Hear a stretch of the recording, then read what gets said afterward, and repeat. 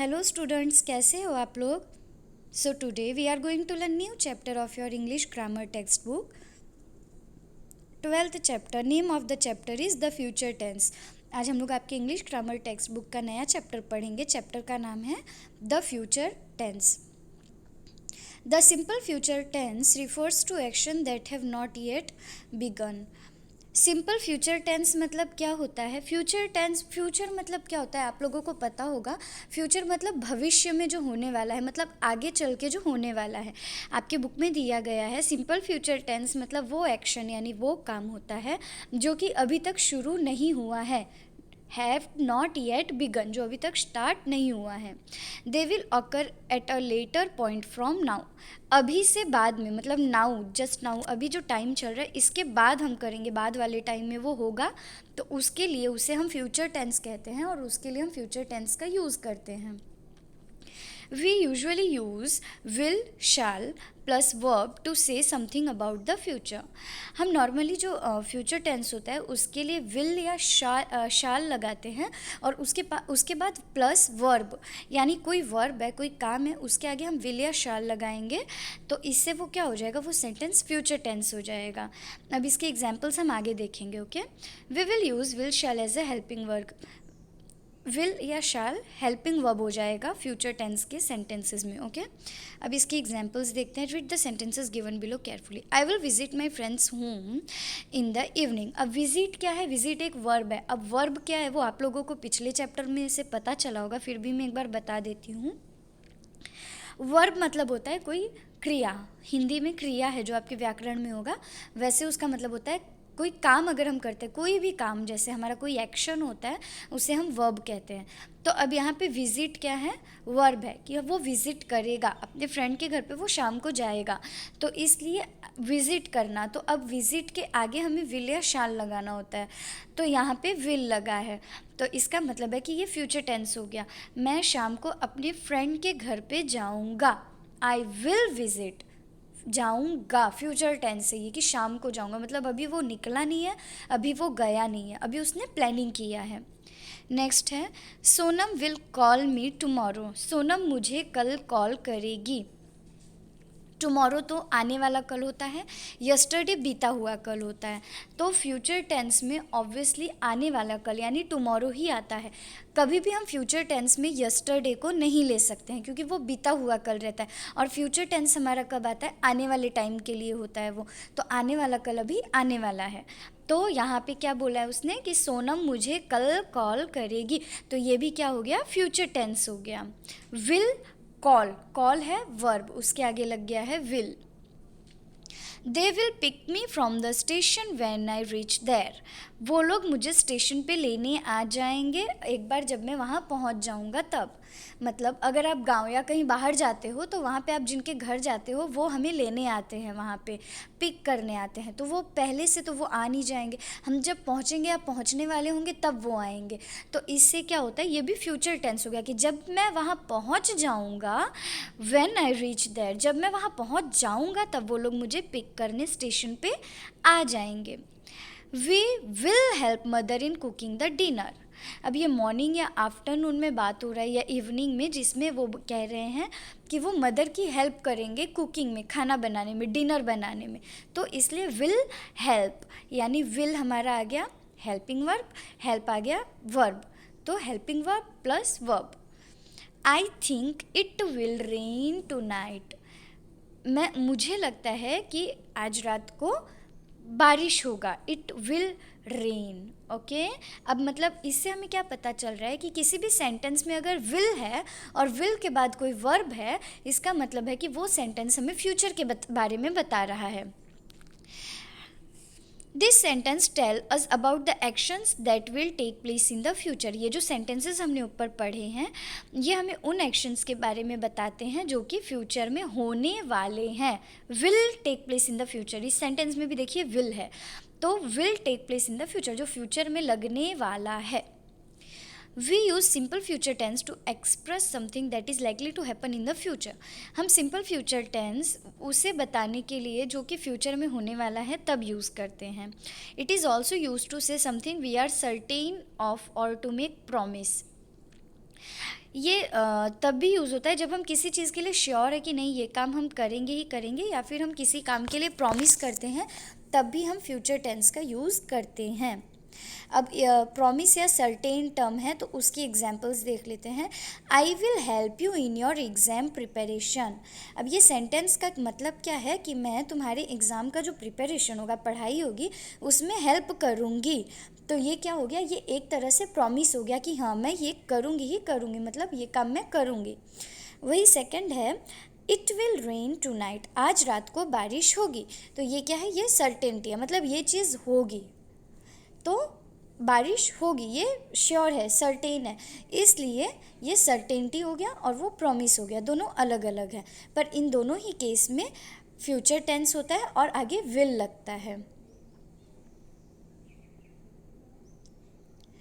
We use, ये yellow colour में है, इसमें देखिए, we use will plus root form of the verb to express future time. Future time को express यानी बताने के लिए, दिखाने के लिए हम क्या यूज़ करते हैं, विल प्लस रूट। रूट यहाँ पे क्या है, वर्ब ही है हमारा, या जो भी हम काम करने वाले हैं वो, लेकिन उसके आगे विल लग जाएगा। तो ये दो चीज़ अगर किसी सेंटेंस में आती है तो इसका मतलब होता है कि हम फ्यूचर की बात कर रहे हैं। अब ये प्रैक्टिस टाइम है, ये देख लेते हैं हम लोग। Fill in the blanks with the simple future tense form of the verbs given in the brackets. अब इसमें पहला क्या है, I dash pack my suitcase after 2 days। After 2 days यानी क्या होता है, इसका मतलब आफ्टर यानी बाद में, तो 2 दिन के बाद मैं अपना सूटकेस पैक करूँगा या करूँगी। तो इसके लिए हम क्या लिखेंगे, I shall pack my suitcase after 2 days, मतलब 2 दिन के बाद मैं अपना पैकिंग यानी अपना सूटकेस पैक करना स्टार्ट करूँगी। They dash bake the cake tonight, आज रात को वो केक बेक करेंगे। केक कभी कुक नहीं होता है, केक क्या होता है, बेक होता है, तो केक को बेक करेंगे, तो they will bake the cake tonight, आज रात को वो केक बेक करेंगे। I dash meet you tomorrow morning, तो यहाँ पे आ जाएगा I shall meet you tomorrow morning, मैं तुमसे कल मॉर्निंग में मिलने आऊँगा या आऊँगी, कल मिलेंगे, इस तरह से। नेक्स्ट है grandma dash make cookies today, आज ग्रैंडमा कुकीज़ बनाएंगी, तो क्या हो जाएगा, grandma will make cookies today, cookies यानी बिस्किट होता है एक तरह का। और उसके बाद है जैसन dash join school next year, जैसन नेक्स्ट ईयर यानी अगले साल स्कूल ज्वाइन करेगा, तो क्या हो जाएगा, जैसन will join school next year. Next है, वो लोग आप खुद से वो सब आप खुद से ट्राई करना, मैं फिर भी हेल्प कर देती हूँ। The train dash stop at the next station, इसका मतलब क्या है, the train will stop at the next station, यानी नेक्स्ट स्टेशन पे, अगले स्टेशन पे ट्रेन रुकेगी। उसके बाद है my aunt dash visit us this evening, आज शाम को मेरी आंटी हमसे मिलने आएंगी, तो यहाँ क्या लग जाएगा, यहाँ पे भी विल लगेगा। इसके बाद Anand dash play the piano at the concert, यहाँ आ जाएगा Anand will play the piano at the concert, यानी कंसर्ट में, किसी प्रोग्राम में आनंद पियानो प्ले करेगा यानी पियानो बजाएगा। नेक्स्ट देखते हैं, fill in the blanks with the simple future और simple present form of the verbs given in the brackets. अब हमें सेंटेंस से पहचानना है कि वो फ्यूचर है या प्रेजेंट है, तो अब हम यहाँ लिखेंगे this weekend Gauri dash compete in a tennis tournament, यानी इस वीकेंड में गौरी टेनिस टूर्नामेंट में कम्पीट करेगी, तो ये फ्यूचर टेंस है कि वो करेगी, तो यहाँ पे आ जाएगा विल। फिर है she dash work hard all because she dash to win the tournament, तो उसके लिए उसे क्या करना होगा, वर्क हार्ड यानी मेहनत करना होगा, क्योंकि उसे टूर्नामेंट जीतना है। तो ये पूरा चीज़ क्या है, फ्यूचर टेंस है, ये पूरा ही सेंटेंस। तो यहाँ तीनों जगह पे क्या आएगा, will will will. She will work hard all week because she want to win the tournament. The winner dash receive 10,000, जो विनर है, जो जीतेगा, उसे 10,000 रुपीज़ इनाम मिलेगा, प्राइज मिलेगा। तो the winner will receive 10,000 rupees. Gauri hopes she dash get the first place. अब गौरी होप कर रही है, उसे मतलब वो चाहती है कि वो उसे फर्स्ट प्लेस मिले। तो ये भी पूरी तरह से क्या है, फ्यूचर टेंस है।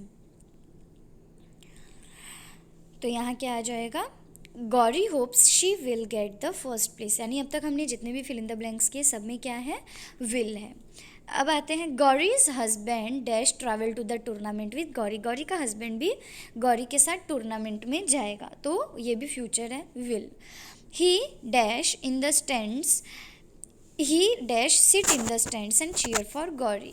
वो वहाँ पे स्टैंड पे बैठ के गौरी के लिए चीयर करेगा, यानी उसे बढ़ावा देगा। तो फ्यूचर टेंस से ये भी यहाँ भी विल आ जाएगा। He is going to be proud of Gauri even if she dash not win the first prize. अब डू है तो यहाँ पे क्या हो जाएगा, डज हो जाएगा।